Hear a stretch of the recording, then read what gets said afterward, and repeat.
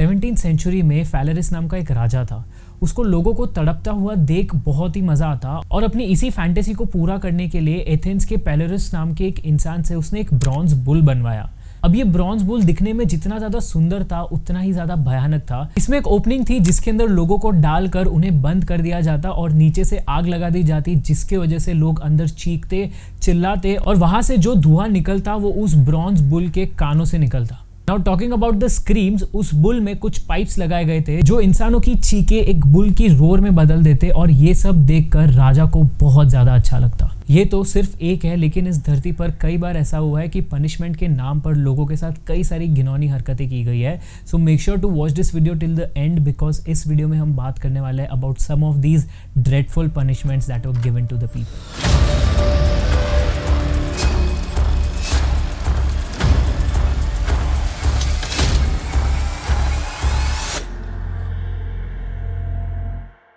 The pear of anguish. आपने torture के बारे में तो सुना ही होगा, लेकिन ऐसे टॉर्चर के बारे में कभी नहीं सुना होगा। तो मान लो आपके घर पे एक चोर घुस आता है और वो सारी कीमती चीजें ढूंढना शुरू करता है, लेकिन जब उसे कुछ भी नहीं मिलता है तब वो आपके कमरे में आकर आपसे पूछता है कि वो सारी कीमती चीजें कहाँ पर है, और जब तक आप सच नहीं बताते तब तक वो अपने जेब से एक अजीब सा हथियार निकालकर आपके मुंह में डाल देता है। आपके साथ ऐसा सच में हो सकता था अगर आप मिडाइवल टाइम्स में रहते, बिकॉज उस टाइम पे टॉर्चर करना एक बहुत ही कॉमन प्रैक्टिस थी and the pear of anguish was one of the most famous torture devices. As the name suggest, ये एक पेयर शेप्ड का इंस्ट्रूमेंट था जिसके अंदर एक स्क्रू लगाया जाता एंड जैसे ही उस स्क्रू को अगर हम घुमाते तो ये पेयर 4 पेटल्स में एक्सपांड हो जाता। अब आप सोच रहे होगी कि इससे कैसे किसी को टॉर्चर किया जाता है, तो लेट मी टेल यू कि ये पेयर शेप्ड इंस्ट्रूमेंट को एक इंसान के मुंह में डाला जाता और फिर उस स्क्रू को घुमाया जाता एंड सिंस 4 पेटल्स एक्सपांड होते दे वर वेरी शार्प, जिसकी वजह से it would rupture the cheeks of that person. ऐसे केस में वो इंसान ना ही चीख पाता ना रो पाता, लेकिन सिर्फ अपना खून बहते हुए देखता और तड़पते रहता। इसलिए इस इंस्ट्रूमेंट को चोक पेयर के नाम से भी जाना जाता। इतना ही नहीं, लेकिन ये इंस्ट्रूमेंट उन औरतों पर भी यूज किया जाता जिनके ऊपर चुड़ैल का साया होने का शक या फिर जिनका गलती से मिसकैरेज हो जाता। पर इन पर इस इंस्ट्रूमेंट का इस्तेमाल और भी घिनौने तरीके से किया जाता जिसका आप सोच भी नहीं सकते। इन औरतों के वेजाइन एरिया में इस पैर को डाला जाता और तब उस स्क्रू को घुमाया जाता, जिसकी वजह से इन औरतों के सारे जेनिटल एरियाज और मसल्स डैमेज हो जाते। अब आप सिर्फ सोच सकते हो कि वो औरतें किस दर्द से गुजरती। अगर आप सोच रहे हो कि ये सब सिर्फ औरतों के साथ होता, तो लेट मी टेल यू कि वो मर्द जो होमोसेक्सुअल होते या फिर झूठ बोलते या फिर किसी भी रिलीजन के अगेंस्ट जाते, उनके साथ भी ऐसा ही कुछ होता। उनके एनस में इस पैर को डाल दिया जाता और एक्सपांड किया जाता। इतना सारा ब्लड लॉस, इतना सारा जेनिटल लॉस के वजह से वो इंसान बच नहीं पाता और गलती से अगर कोई बच जाता तो इन्फेक्शन की वजह से उसकी मौत हो जाती।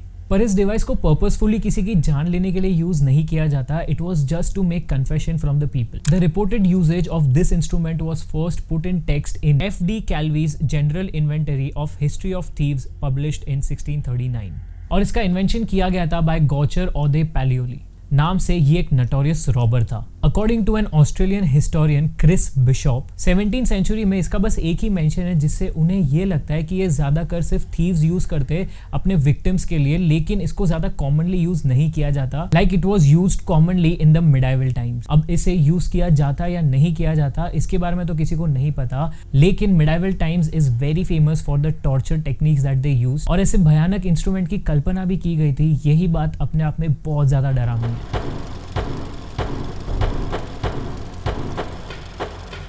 अब जिस फॉर्म ऑफ एग्जीक्यूशन की हम बात करने वाले हैं वो नो डाउट दुनिया की सबसे खतरनाक सजा है। आपने मूवीज में कई बार देखा होगा आदिवासियों को ह्यूमन स्किन्स पहने हुए या फिर किसी रिचुअल में यूज करते हुए, लेकिन यू हैव नो आइडिया कि ये ह्यूमन स्किन आती कहां से। मिडाइवल टाइम्स में सबसे भयानक पनिशमेंट ये थी कि जिंदा लोगों की स्किन निकाल देना and this happened from 13th century through 18th century. China और ब्रिटेन में ये बहुत फेमस फॉर्म ऑफ टॉर्चर है, लेकिन इसकी शुरुआत बहुत पहले से हुई है। एजरिया के rulers Aztecs of Mesopotamia, Europe और कई सारी कंट्रीज इस पनिशमेंट का यूज अपने प्रिजनर्स पर करती है। पर नो मैटर ये कितनी अलग अलग कंट्रीज में किया जाए, इसका प्रोसेस सेम ही होता है। फ्लेइंग के इस प्रोसेस को शुरू करने से पहले ह्यूमन स्किन को काफी सॉफ्टन किया जाता है because human skin in reality is very hard to be cut. इसके लिए 2 टाइप के मेथड यूज किए जाते हैं। मेथड नंबर 1 इस कि एक इंसान को नेकेड धूप के नीचे खड़ा किया जाता है जब तक उसकी पूरी स्किन बर्न ना हो जाए। ये इतना भी डरावना नहीं है क्योंकि जो दूसरा मेथड है उसके अंदर उसी इंसान को एक बॉइलिंग वाटर में डाल दिया जाता है जब तक उसकी स्किन सॉफ्ट नहीं हो जाती। अब जरा सोचिए कि जिस पनिशमेंट की प्रिपरेशन ही इतनी दर्दनाक होती है, वो पनिशमेंट इटसेल्फ कितनी ज्यादा दर्दनाक होगी।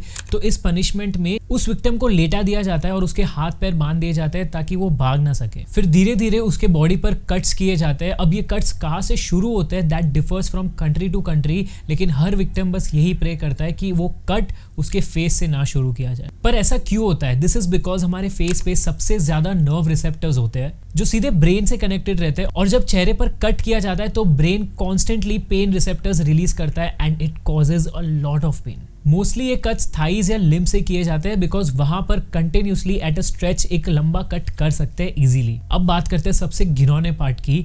जब वो इंसान ऑलरेडी दर्द में अधमरा हो चुका है तभी ही उसके बॉडी से उसकी स्किन निकाली जाती है। ऐसा होने पर वो इंसान सिर्फ दर्द में अपनी पूरी खाल उखड़ते हुए देख सकता है, लेकिन उसको मौत नहीं आती। दिस इज बिकॉज ये जो टेक्निक है ये किसी को मारने के लिए नहीं की जाती बट सिर्फ टॉर्चर और तड़पाने के लिए की जाती है। पूरे बॉडी की स्किन छिल जाने के बाद भी वो इंसान मरता नहीं है बिकॉज अभी भी टिश्यूज और मसल्स इंटैक्ट रहते हैं, तो इतना ज्यादा ब्लड फ्लो नहीं होता। पर उसकी हालत मरने से भी बहुत ज्यादा बदतर हो जाती है। Well this is because insects, bugs, ends etcetera अब उसका मांस खाना शुरू करते हैं। अब अगर उसकी मौत इन्फेक्शन से ना हो, हाइपोथर्मिया से तो 100% हो जाएगी because hypothermia is basically a state where your body is frozen. Well हमारी जो स्किन है is a layer of protection for us because हमारी स्किन हमें वार्मथ देती है, लेकिन अगर आपकी बॉडी पे स्किन है ही नहीं तो धीरे धीरे हाइपोथर्मिया से आपकी मौत होना 100% श्योर है। तो जिन विक्टिम्स की स्किन निकाल दी जाती है उन्हें ऐसे ही बिना स्किन के अधमरा छोड़ दिया जाता है and they wait to see their death until they are frozen. पर क्या आपने कभी सोचा है वो लोग इस स्किन का करते क्या है? वेल ऐसा कहा जाता है कि एस्रियंस इस स्किन को वॉल पर लटका देते हैं ताकि दूसरे लोग डर जाए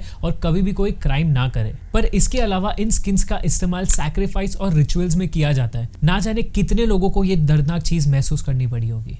In fact, in 1396, China में 5,000 women were flayed, and this punishment is probably the oldest punishment that still exists. Yes, ये चीज अभी भी exist करती है. It is as recent as 2000 to 2018. Despite international interventions, civil war के time Myanmar के government troops ने illegally Burma के केरानी विलेज के सारे ही मेल्स को फ्लेइंग की सजा दी थी। अभी ये पनिशमेंट बैंड है, लेकिन ऐसा माना जाता है कि दुनिया में कई सारी जगह अभी भी इलीगली ये चल रहा है।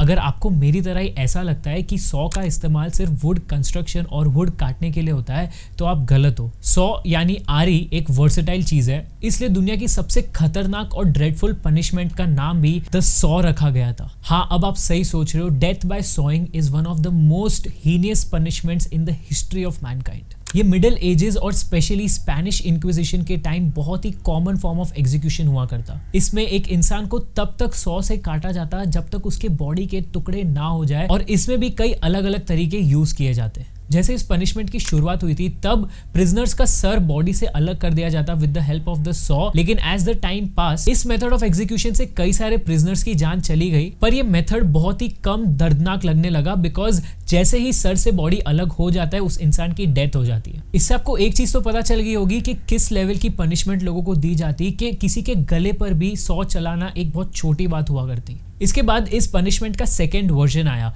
इस वर्जन में एक विक्टिम के बॉडी के बीच से आरी को लेकर उसे काट दिया जाता and all the victim could do is just watch his body getting cut into two. और ये सेकेंड वर्जन जो पनिशमेंट दे रहा था उनके लिए एक्स्ट्रा टाइम ऑफ एंटरटेनमेंट भी बना। दिस वाज नॉट इनफ कि इसका एक और एक मेथड निकाला गया जिसके अंदर विक्टिम को उल्टा लेटाया जाता और उसके पैरों के बीच से एक आरी चलाई जाती जब तक उसके सर से वो आरी नहीं निकलती। क्योंकि इस पोजीशन में ब्लड फ्लो सबसे ज्यादा होता है तो वो विक्टिम सिर्फ अपनी मौत अपनी आंखों से देख सकता। सुनकर ही हमारी रूह कांप उठती है। तो ना जाने किसके दिमाग में ये आइडिया सबसे पहले आया होगा, इसके बारे में तो किसी को नहीं पता। लेकिन when we talk about Spanish Inquisition, जब लोगों से कन्फेशंस लिए जाते तब सबसे ज्यादा बात इस पनिशमेंट की होती।